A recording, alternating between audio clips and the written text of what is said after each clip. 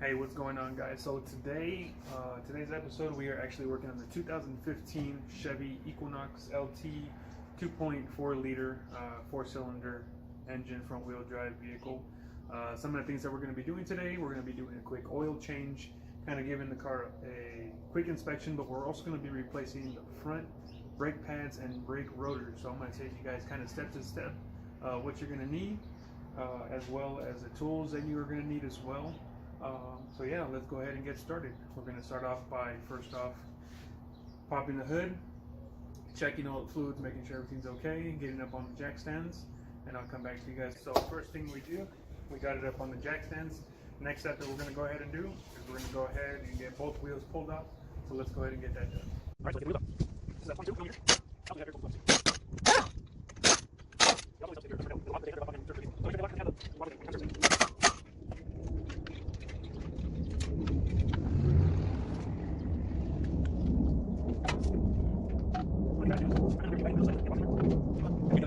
Alright guys, so we're here now at the brake area.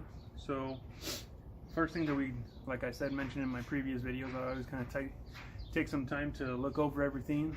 Fortunately for me with this vehicle, since it is a 2015 model, it only has about 58,000 miles on it, so I don't imagine to see a lot of things wrong or pieces missing or anything like that. So I am kind of looking at everything right now. Everything looks pretty good. The struts don't seem to be leaking. I mean, it's a little dusty and dirty just because we live in Arizona, so obviously there's going to be a lot of dust and stuff, but everything that I can see here that I can inspect, all the original bolts and nuts are still there. Nothing is leaking, no oil or brake fluid leakage of any sort that would be obvious. The struts don't seem to be blown or leaking any fluid. That's one of the indications that you might need to replace your front struts. Is you'll see some fluid kind of build up or debris around your strut areas from a blown hydraulic system, which is your struts, because they are hydraulic when they pump up and down. One of the main concerns that this customer had was that when they were braking, there was a lot of vibration coming from the brake pads or the front tires as they were stopping. So I imagine either that the brake pads are worn, or maybe they have hit the brakes quite hard at some time or another. The rotors might have gotten overheated and maybe warped. And just kind of looking over both sides, I already kind of looked over at the other side. I did notice that there was some glazing, like some heat spots like you would see on like a clutch system, where the flywheel was kind of areas where you could tell it had gotten pretty heated up. It's more noticeable on the driver's side than on this side. There are some heat spots, which there are going to be some heat spots because it is a brake system and it draws a lot of heat, but I've never seen it to where it's like that bad to where it leaves heat marks on it. The other thing that I kind of noticed too, you might be able to see it right here in this area, is there's actually a lot of dust buildup, brake dust buildup coming out from this little inspection area. The pads themselves do look like they're a little worn, not completely. It would definitely be recommended to change the pads, which is what we're already going to do anyways. At first inspection, there's no lip, which is what you actually want to look for when it comes to your rotors. As far as a visual inspection, is if you can run your finger across up and down like this and you don't really catch anything, or there's a lip right at the edge, kind of like there is with some older vehicles. Usually if this is smooth still, no lip, no deep scratches or anything like that, normally your rotors should be pretty well to continue using them, as long as they're not warped. If they are warped, then you're just going to eat through your new pads that you're going to put on anyways. With a new vehicle like this, usually the rotors are perfectly fine if they're smooth, no lips, no deep scratches or gouges or anything like that. But these rotors are more than likely warped, and therefore, rather than having to change the pads multiple times, we're just going to go ahead and get everything done by changing the pads and the rotors as well at the same time. So one of the things with the 2015 Chevy Equinox, like I'm working on today, This is the 2.4 liter 4-cylinder front wheel drive model, LT. One of the things that is going to be needed is a Torx bit. Torx bit is kind of like a hex looking kind of bit there. This one specifically, most cars will have this little retaining bolt to keep, sorry about that, I'm in a very loud neighborhood, to keep the rotor in place onto the hub, just to keep it from moving. So it is actually a size 30 Torx head. So this simply goes right into here. We zap it off, and that will allow us to take off the brake rotor after we get to the bolts here. So first off, let me go ahead and get to that before I get ahead of myself. I'm going to go ahead and get these caliper bolts off and go from there, and we'll update you as we're doing that. Alright guys, and we're back. So after kind of looking at everything over here, I was just trying to gather all my tools. So the first thing that we're going to go ahead and do is I'm going to kind of move you guys over a little bit. We want to be able to access the back bolts here that hold the caliper in place, because there's two bolts that hold the caliper to the caliper bracket, and then those are way back here, and then there's the caliper bracket bolts, but there's also the ABS and brake line bolt, retaining bolt right here. This allows us to freely and safely get to the back caliper bolts, caliper bracket bolts, without having to, you know, forcefully get the socket in there and move any of these lines or kink any of them. So first off, that's what we're gonna do. And just so you guys can see, this is a 13mm socket, and that's what we have here, 13mm. That's what we're going to take off first. This is actually what holds the ABS line and also the brake line to the caliper there. And we don't want to kink any of that, break any of it, so we're going to go ahead and take that off really quick, okay? There we go, 13. Now keep in mind guys, when I'm showing you these videos, I'm kind of showing you guys that you can use your normal, you know, tools around the house. You don't need to have power tools or air tools or anything like that. It's possible to do all these jobs. And most of my videos are informative, that way that you, if you're at home, if you're not an actual mechanic or mechanically inclined, you know, just to show that it is possible to do these jobs without any special tools, if you're willing to, you know, take on the task. So there's our 13mm ball removed. That gets out of the way here. This frees up these two lines here. I will place this bolt back in place just so that I do not lose it.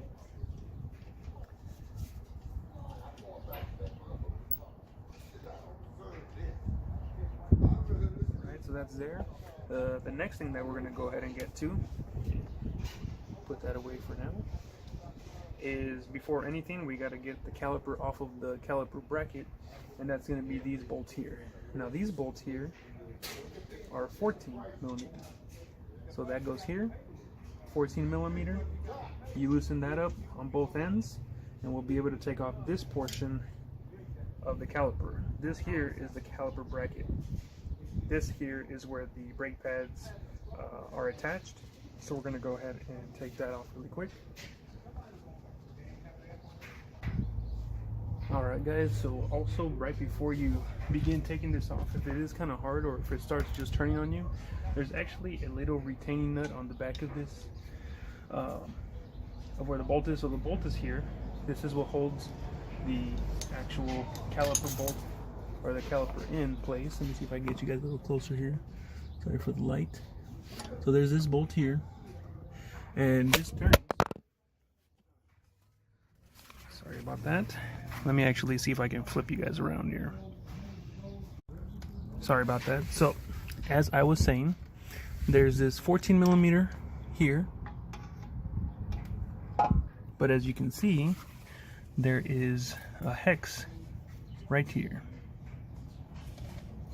So what you can do, just to make sure that you're not just spinning this a bunch when you're trying to take it off, as you can see, the back part is moving as well. This is a 17mm wrench that fits perfectly in there, which allows you to hold it and remove this 14mm. So we're gonna go ahead and get that 14mm out, and then I'll show you guys what we do after we get both bolts, the top and the bottom, taken out. Alright guys, so now that we got the 2 bolts taken off of the back area here, I do apologize about the music and sound in the background, but can't really control that. So before I actually remove this off of here, what I'm going to do is I'm actually going to take my screwdriver. I'm actually going to place it back here very gently in an area, and I'm actually going to pull on it this way. That way I can take some tension off of the actual brakes itself. So I'm going to go ahead and do that. Doesn't have to be very much. As you can see, it moved quite a bit. So what this does, it allows me to pull this off easily. Now the next step, where a lot of people just kind of let this caliper bracket this caliper hang down, you actually want to, if you're at home, I'm going to go and show you guys what the home remedy tool is. You can get yourself a hanger. This is just a regular wire hanger. You can place it in here, loop it, and then you can just hang it off of the top of the spring.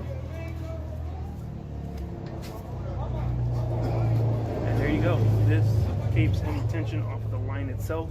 You don't rip any line, tear it, or the ABS line, which can be expensive line to replace, so you don't want to do any of that. So if you got a hanger laying around, you can just use the hanger to hang your caliper from your spring or your strut.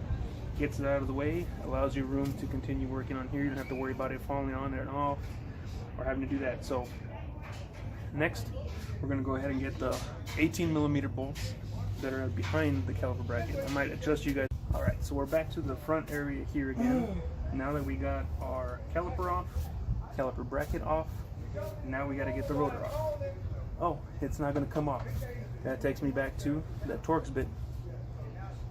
30, number 30 Torx bit. There's only one that retains it here. So with this, let's go ahead and get this taken off. Now,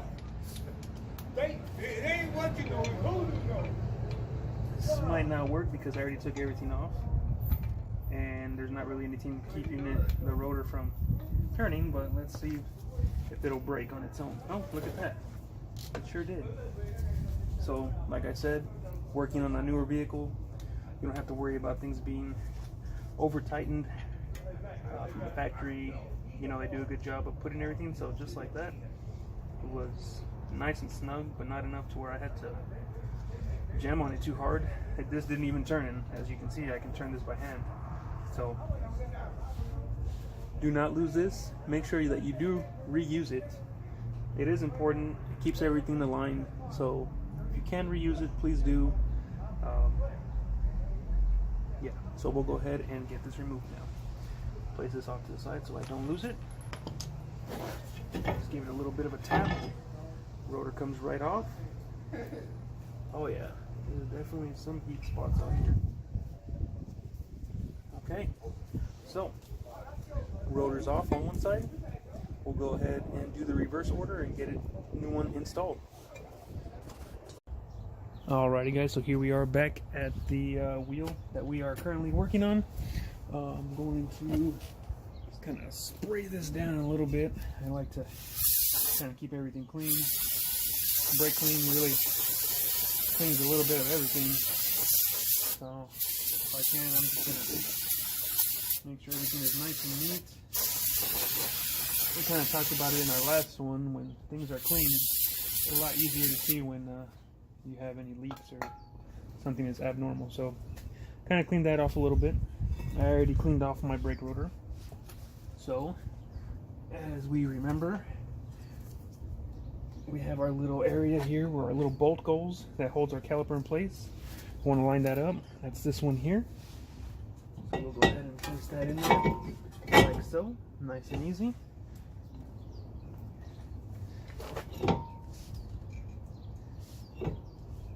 Actually, before I go ahead and put this on, I'm going to show you guys something. So as I had stated before, when working on a new vehicle, obviously everything is a lot easier to work on because everything hasn't been touched before. Somebody hasn't gone in and stripped a bolt or over tightened something. So with this, it is something important. Last thing you want to do is strip this and get it stuck in there, because then you have to drill this out in order to replace the rotor ever again. Hopefully this customer won't ever have to do it anytime soon. However, for future, you want to make sure that the next person, whoever has to work on this vehicle for whatever reason, has the best chance at getting everything removed. So even though I am going to retighten this bolt back down to prevent it from getting rusted internally, you know, we don't deal with too much rust living here in Arizona.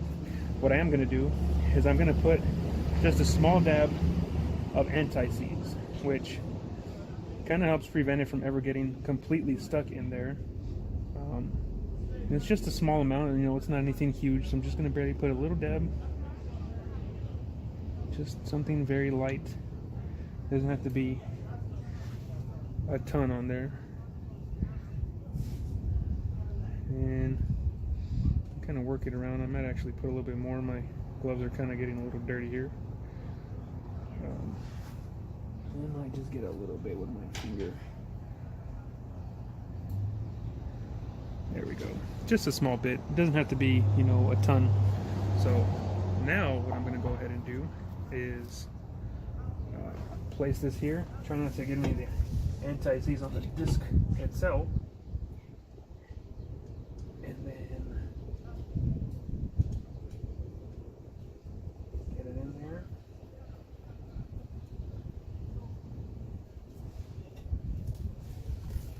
And before I can move any forward, I'm actually going to change my gloves. These are really cheap, inexpensive gloves. So if they get too dirty, well, you can just take them off, throw them away, and get a new pair. So that's what I'm going to do.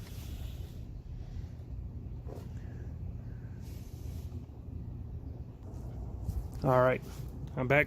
New gloves, clean. All right, here is our 30 Torx. That goes back in there. You want to make sure that you slowly put it in to make sure it's seated correctly.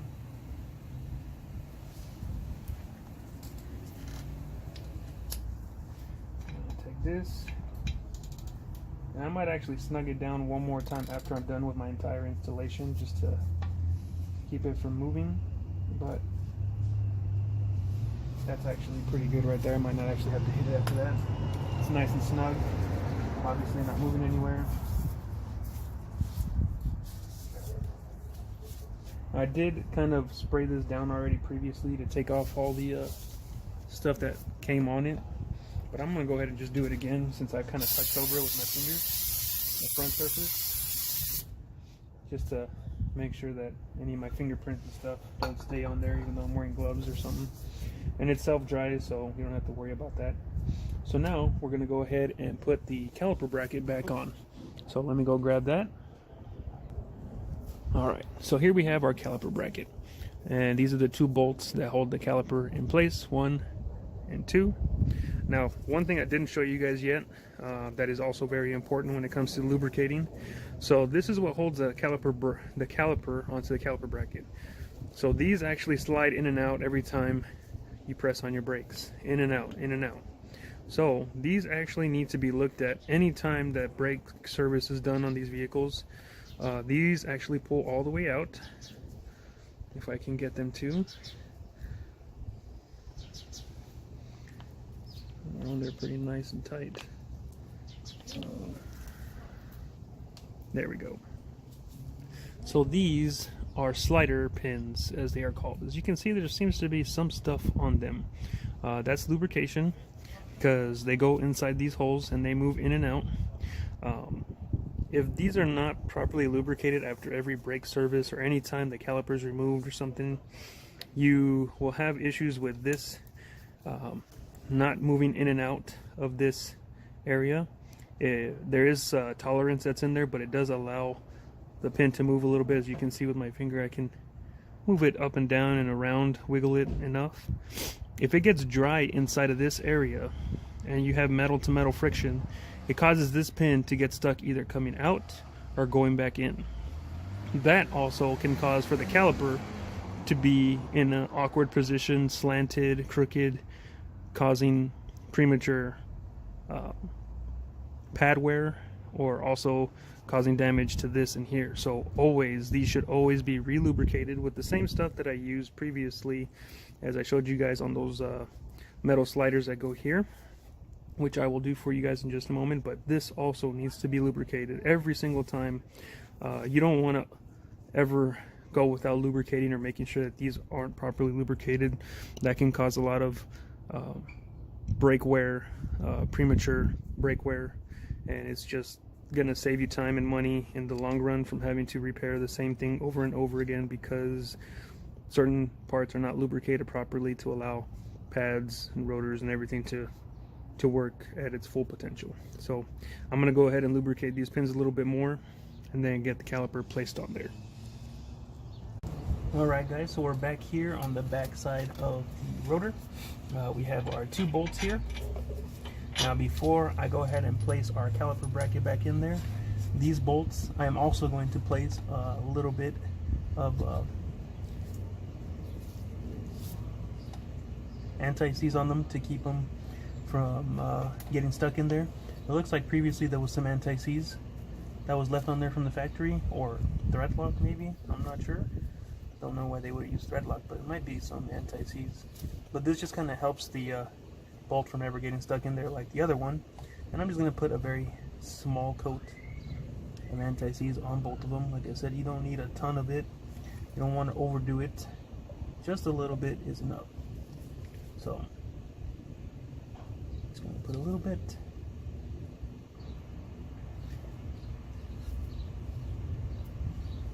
A little bit. Just enough. You're going to do this if you wanted to get it around the threads.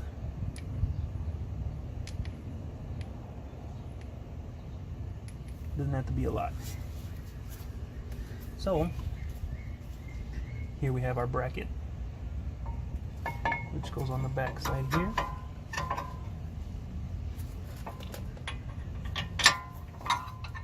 See if I can move my hand out of the way for you guys to see.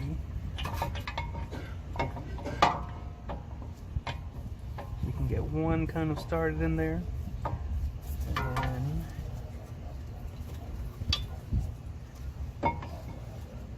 get our top bolt in here. Get out of your guys' way here. Okay,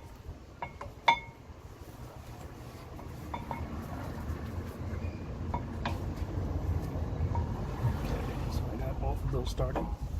I'm going to now go get my torque wrench, get these tightened down to factory torque specs, and I'll be right back with you guys. Alright guys, now that it's all been torqued down and taken care of, we're going to move on to getting ready to put our brake pads on. So, like I mentioned, there are these brake hardware things. They're little metal pieces. Now these metal pieces sit right here. One goes here on the top, I'm sorry, the bottom, and then the other part goes up here at the top. Now what I like to do before I put them all the way on, this is where you're going to want to use that lubrication, that brake lubrication. And I'm just going to use a little bit on the front surface there, and then I'll kind of use my finger to also place some here. And the main reason why I do this off of the caliper bracket is because I don't want to make it all messy for everything else. Once I put it on, you know, I know that everywhere is lubricated. There we go. Getting the excess off. You don't need.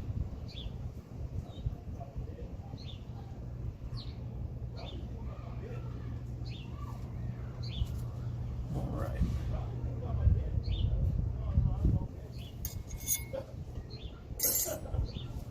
So, they're all kind of the same, so it doesn't matter which one you put where. And these just kind of snugly go on there.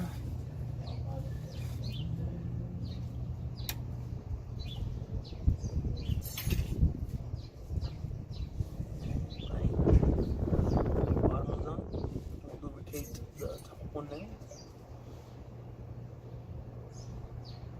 Sorry, kind of doing this off camera so you can't see, but you kind of saw how I did the other one. It doesn't have to be super thick. You don't have to overdo it, just enough to where you know it's nice and lubricated.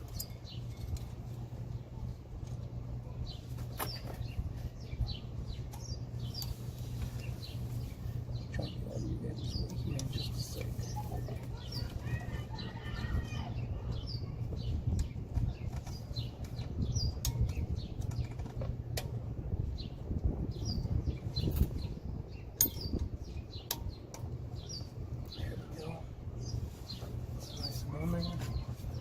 Got a little bit on the bracket, so let me clean that off real quick. Alright, got that cleaned off. So now we're going to go ahead and put our back pad. This is the one with the little tab on it. Goes back here.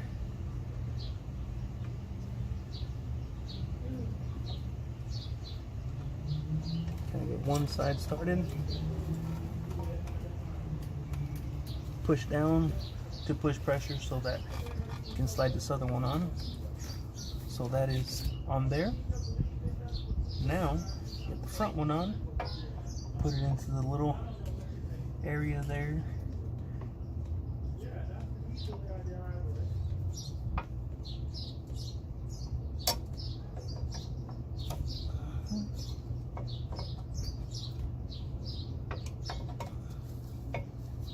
Go. They're nice on there, and as you guys can see, the reasoning why we lubricate all these area is because this slides in and out. That also makes it easier for the installation, but long term, so that these slide back and forward when this is tightened and when it's loosened. So now we'll go ahead and remove our caliper from our hanger. Then, before you can actually put this back on, since we're putting new pads, and previously this was pushed down some. Let me see if I can kind of show you guys. This is the piston is pushed out a little bit because of the wear on the brake pad, so it takes some space. This actually needs to be pressed back in all the way to make sure that we can place our caliper back on. So let's go ahead and grab our tool for that. Now there's two different tools you can use, and I'll show you both. Alrighty guys, so here is a simple tool that you can buy. Most parts stores use it. This actually goes inside, and then this turns here, and you slowly press this in. Spin it, I should say. Sometimes these don't always work because they're not long enough for what you might need them for. Obviously this still needs quite a bit more to get in there. So another thing that you can do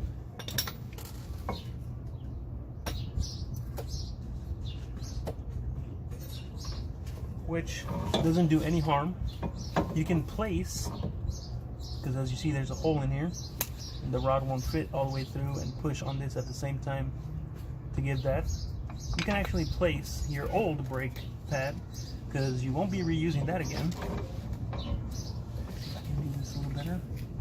This eliminates that hole there,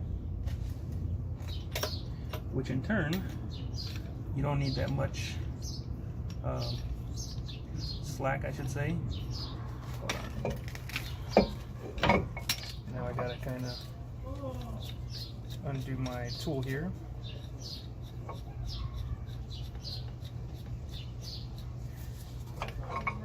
So there we go. We place the brake pad here. Place this in the same spot. You just start turning.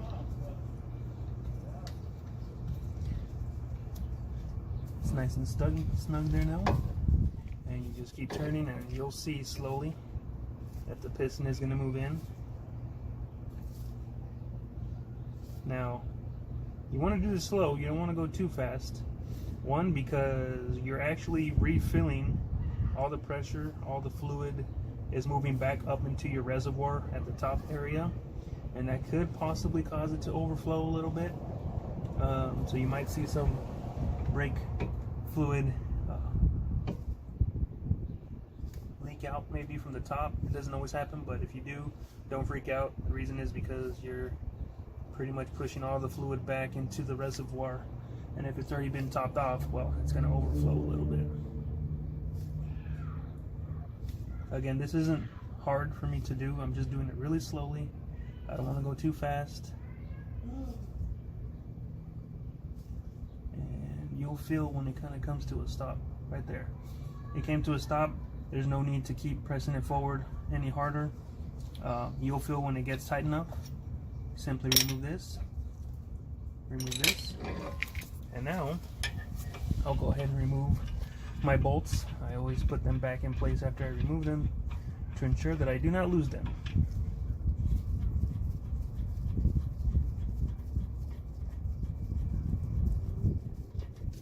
So, here we go. Don't tangle your line.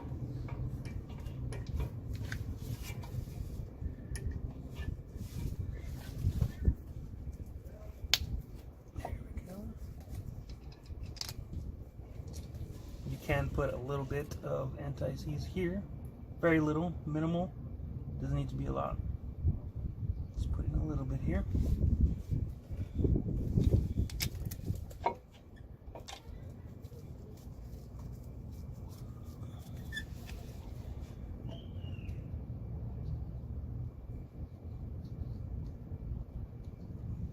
A little bit on the top bolt.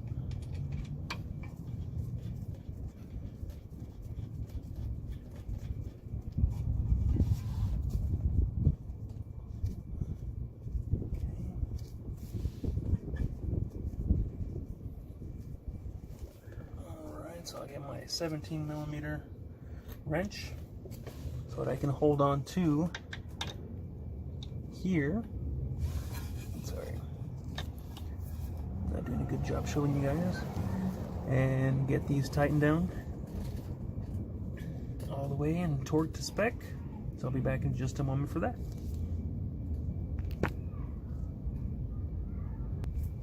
Alright, so we got that all tightened down. Now, next thing to do, which is kind of out of the picture here, let me move you guys. We want to make sure we get our brake and ABS line bracket here that's connected. You do not want to leave this loose. You leave this loose and it dangles around everywhere. When you're driving, your tire can get caught on it or something else and rip your line. You lose your brake pressure. Can't brake right. You lose your ABS line. That malfunctions, so don't ever leave your brake lines loose or off the bracket. Always make sure that they're nice and attached. So I'm gonna go ahead and remove the bolt since I put it in there. It's a little nice and firm. I'm gonna go ahead and just use this for speed purposes, but you don't really need a impact or drill like I have. It just kind of makes everything easier for me when I'm working on customers' cars to do it as fast as I can, since most of the time I am at their home on their time and I want to make sure that I can do their job as quickly as possible. Remove your hanger as well. Don't leave it hanging up here because that's going to get wrapped up in your tire or your brakes. So that actually is the final step. Everything is nice and tight. The only thing that you probably would do as well, but I'm not going to do it until the other side is done, is pump your brakes a few times to fill up your caliper again. And that way when you go to use your brakes for the first time, you don't feel it so soft, because you do need to replace the fluid that you push back up when we squeeze this. So that needs to be refilled into your caliper and to keep the tension on the brake pad. So that'll conclude this side, and I'm going to go ahead and get the wheel put back on here, and then I'm going to move over to the other side. Alright guys, now moving to the oil change on these vehicles. The filter location is actually in a different position than most people might be used to. It's the top engine bay area. So if we come in here, we can see down there I'm going to point to it here, see if I can, down there, that is actually where your filter goes. It's a cartridge filter. That I didn't have the time to look up to see what exactly the size was. I just used my adjustable wrench to get that taken off, or at least loosened up, so it's easier for me to take off. I did have to remove the fill thing here. I mean the oil level checker thingy mabob. I forget right now. Sorry, I'm just kind of everywhere after doing the brake job. But yeah, I had to remove that so I can get my wrench in there nice and comfortably to make sure I didn't break anything or hit any of these wires to damage anything. So I just wanted to make sure I had plenty of space to move that wrench around. So that is what I used to get it off. And like again I said, it's this top section here. You just remove it. I'll show you guys what the cartridge looks like. And this is what the cartridge looks like. This is actually the bottom, so it actually sits in there like this. I'll go ahead and get the old filter out of there so I can show you guys how this actually all works. Alrighty guys, so as you can see, I have removed the filter. I think it's been a while since the oil's been changed on this car. It's pretty sludgy. There is a little O-ring that goes around the top here that does come with the new filter. This one looks a little squished. As you can see, like the other filter, this is actually the bottom portion of it. So I'm gonna go ahead and get this removed. You just simply pull up on it and remove it. So let me do that for you guys real quick. Alrighty, and as you can see, I just pulled up on it, and now I'm going to go ahead and install the top one. I mean the new one. You just simply put it into the top, push down on all sides.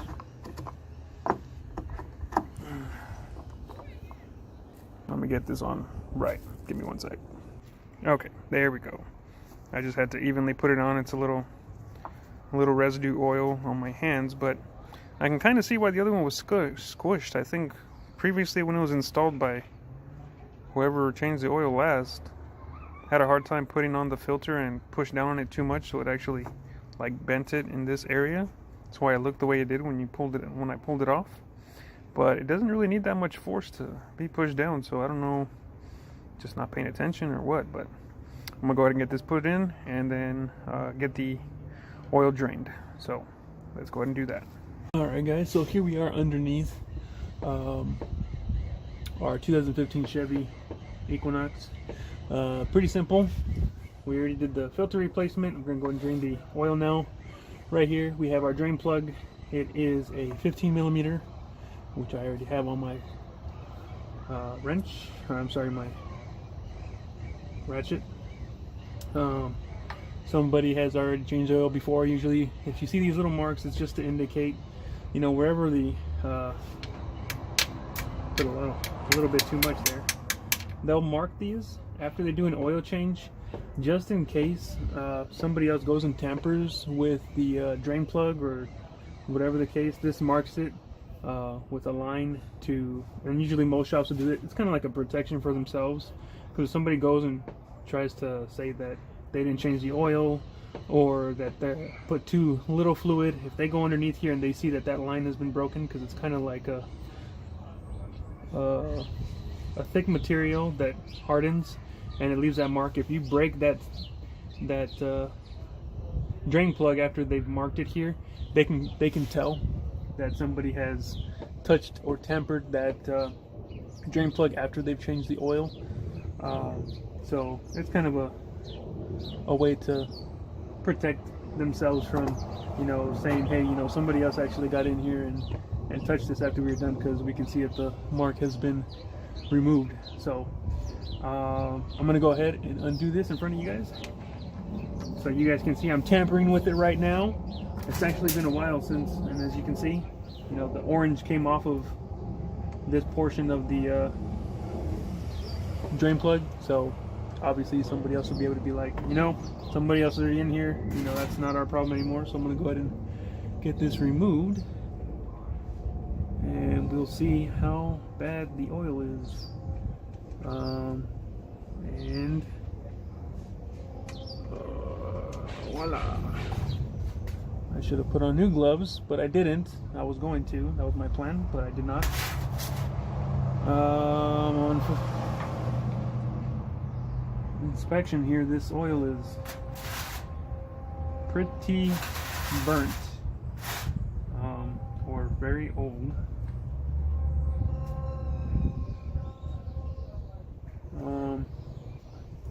Yeah, I think it's been a while since this oil has been changed. I mean, it's pretty dark.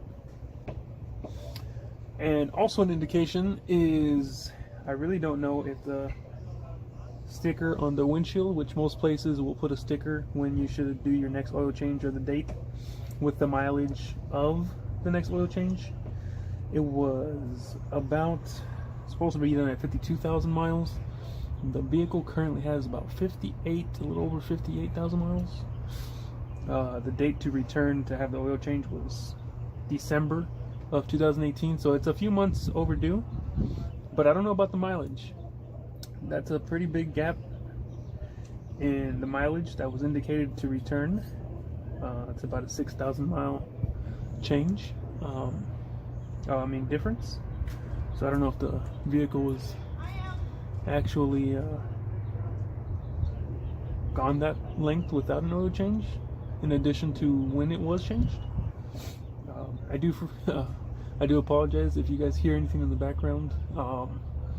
I don't really have control over the environment in which I service some of my vehicles, so if you hear a little bit of baby mama drum stuff in the background, that's not me. Sorry. But yeah, it's pretty dark. The oil is, it's pretty sludgy looking.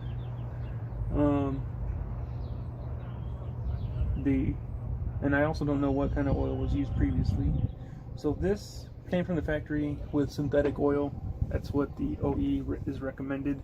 That is what I always go with, the OE, especially in the newer vehicles. If it was originally equipped with synthetic oil, that is what I replace it with.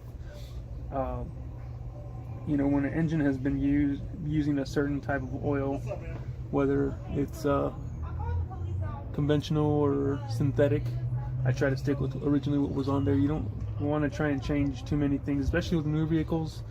You don't want to be moving things around like that. I'm going to go ahead and stop the vehicle because there's probably some stuff I should be recording right now because of the environment I'm around. So I'm going to go ahead and finish draining the oil and put the drain plug back in and fill it up with the synthetic oil. So I just wanted to really quickly, briefly show you guys. Sometimes I let myself get carried away and I just kind of have to clean things up. I didn't detail it or anything, but I usually like to leave things a lot cleaner than what I got them. I don't know if you guys remember the previous videos of what it kind of looked like, but it's much cleaner. If anything leaks, anything happens, you know, a cleaner engine bay allows for you to, you know, see things where problems are happening or where leaks are happening. So this customer's all done. Got both brake pads, rotors on both passenger and driver side done. Oil changes done. Oil reset light was done. It's pretty simple with these vehicles. You put them onto the ignition on position without starting the vehicle, and you pump the gas pedal 3 times, and that resets your oil light. So that kind of concludes the entire process for this 2015 Chevy Equinox LT 2.4 liter front wheel drive. Hope you guys enjoyed, and we'll see you guys on the next one.